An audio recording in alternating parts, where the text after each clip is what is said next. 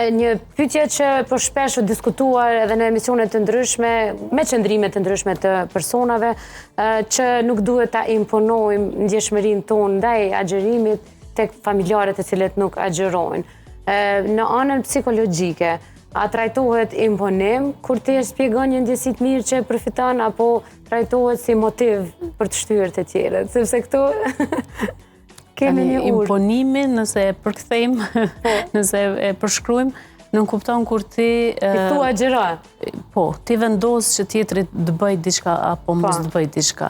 Kur ti tregon një ndjesi tënde, përshkruan një ndjesi tënde para kujt do qoftë, ajo është thjesht një përshkrim i ndjesive të tua. Dhe tjetri vendos a don me marr apo nuk don me marr.